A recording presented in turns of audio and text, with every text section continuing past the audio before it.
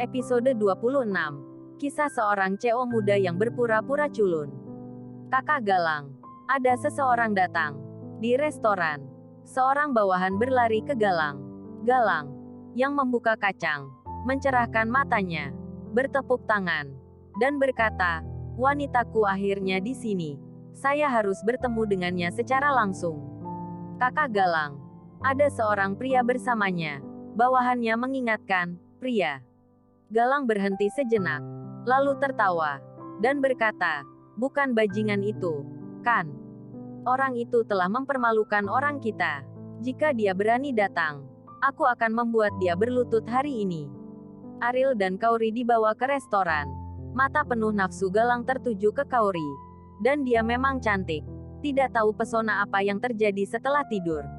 Melihat Ariel lagi, Galang bercanda bertanya, ini siapa? Suamiku.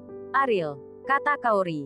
Ketika kata-kata itu keluar, semua orang termasuk Galang tertawa terbahak-bahak, harus mengatakan.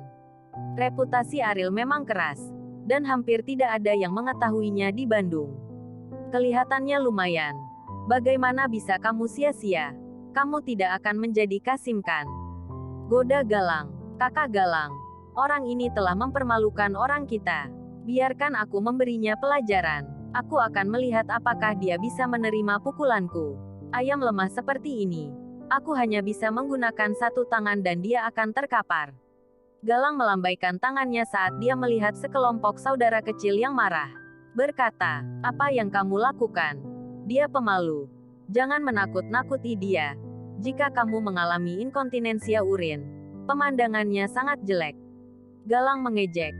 Hahaha, ada suara tawa lagi. Kauri menggertakkan giginya. Dia berkata kepada Galang, aku mencarimu untuk membicarakan bisnis, bukan untuk mempermalukan suamiku. Yah, bicara tentang bisnis. Mari kita bicarakan dulu. Galang duduk kembali di kursinya dan berhenti menatap Ariel lagi. Karena ketidakbergunaan semacam ini sama sekali tidak layak untuk diperhatikan. Bagaimana kamu bisa berhenti untuk menyusahkan keluarga Wijaya? Kauri bertanya. Galang mengupas kacang, melemparkannya ke mulutnya, dan berkata, yah, saya hanya meminta uang, dan aku hanya mau 1 miliar. Saya tidak hanya tidak akan merepotkan keluarga Wijaya, tetapi saya juga akan melindungimu. Bagaimana? Miliaran. Ekspresi Kauri berubah, dan total aset keluarga Wijaya tidak begitu banyak. Mengapa keluarga Wijaya tidak memiliki begitu banyak uang untukmu? Apa yang ingin kamu lakukan? Keluarga Wijaya tidak pernah mengganggumu. Mengapa kamu ingin menargetkan kami? Kata Kauri, aku membuat masalah untukmu. Aku harus memberimu alasan. Apa itu keluarga Wijaya? Galang mengerutkan kening, menatap Kauri dengan ekspresi tidak senang.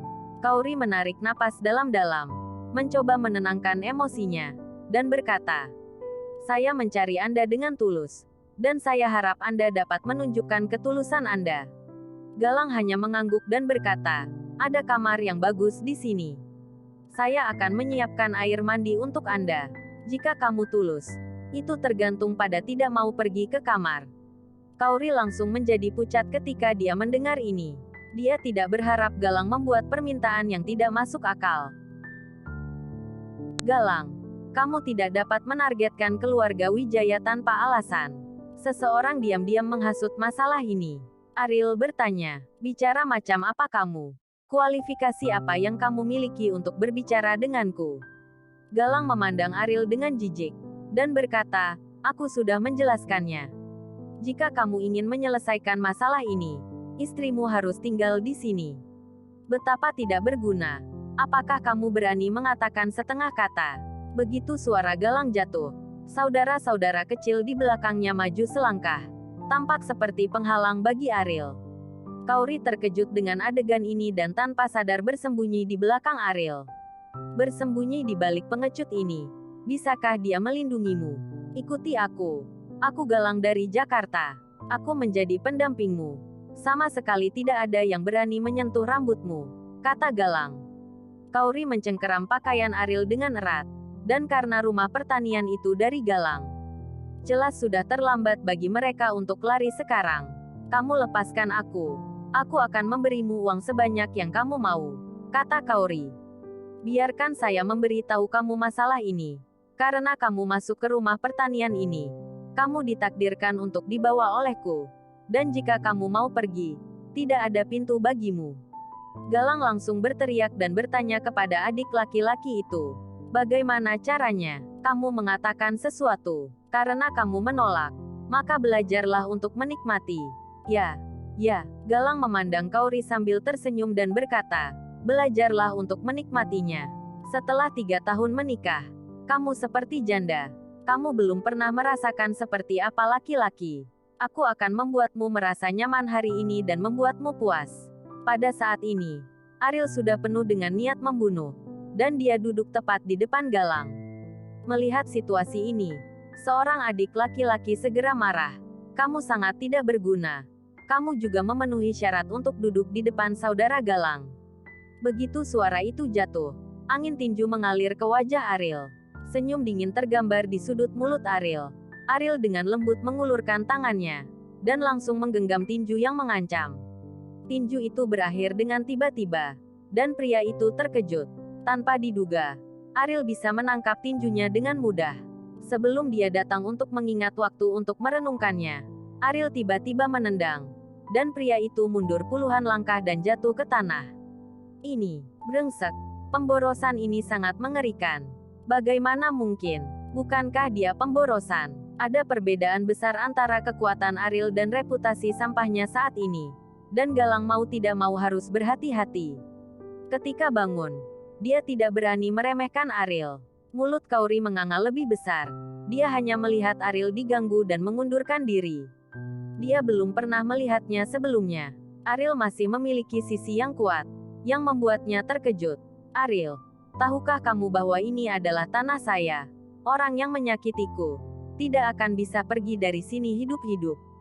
Galang mengertakkan gigi dan berkata, meskipun kekuatan Ariel sedikit mengejutkannya, tetapi dia tidak mengatakan takut, tidak bisa mengakuinya. Lagi pula, dia memiliki cukup banyak orang untuk bertarung lagi. Apakah 2 tinju lebih dari 4 tangan? Aku beri kamu kesempatan untuk menjelaskan masalah ini dengan jelas, dan aku akan menyelamatkan hidupmu, kata Ariel ringan. Hahaha, Galang memandang Ariel dengan muram. Apakah kamu orang sialan menertawakan aku? Lihatlah orang-orang ini di sekitarmu. Mereka semua adalah bawahan saya. Saya akan membuatmu mati. Oh, kalau begitu lihat aku ingin melihatnya, kata Ariel. Serangkaian langkah kaki yang terburu-buru datang. Dan ratusan orang berkerumun dari segala arah di rumah pertanian. Langsung mengepung restoran. Wajah Galang berubah drastis. Orang-orang ini bukan tamu hari ini. Bagaimana ini bisa terjadi? Pada saat ini, Rehan berjalan keluar dari kerumunan. Ketika Galang melihat Rehan dengan jelas, dia bertanya dengan dingin, Rehan, apa maksudmu? Apakah ini adalah orang-orangmu? Galang, otak sialanmu sangat lucu. Ada yang berani memprovokasiku, kata Rehan ringan. Apa maksudmu? Galang memandang Rehan dengan bingung. Apakah orang ini bekerja sama dengan keluarga Wijaya? Tapi Andika jelas bekerja sama dengannya.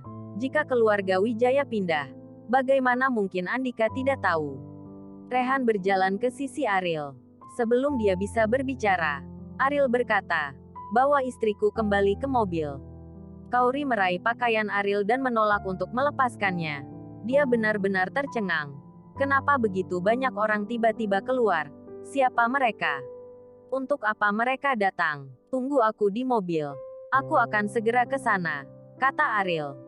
Kauri menggigit bibir bawahnya dan menolak untuk melepaskannya. Jangan khawatir. Aku baik-baik saja. Apakah kamu tidak percaya padaku? Mendengar kalimat ini, Kauri hanya bisa melepaskan pakaian Ariel. Setelah Kauri pergi, Rehan bertanya dengan hormat, saudara Ariel, kenapa berurusan dengan Galang? Galang tiba-tiba tertawa, dan masih tertawa keras, dan berkata, Rehan, apakah kamu gila? Buang-buang uang. Kamu memanggilnya saudara. Toh kamu kerja sama dengan orang Sualan. Apakah kamu tahu bahwa dia adalah menantu sampah keluarga Wijaya? Tubuh Rehan tidak tegak, hanya terangkat kepalanya dan mencibir. Dia berkata, Galang, apakah kamu tahu cara menulis kata-kata mati? Galang tidak peduli. Meskipun Rehan memiliki banyak orang, tetapi Rehan berani menyinggungnya. Jika berani, saya akan pergi. Rehan, jangan membuatku takut. Kamu tidak tahu ada seseorang di belakangku. Aku menyarankan kamu. Jangan usil. Ini urusan saya. Galang berkata dengan nada meremehkan. Bersambung.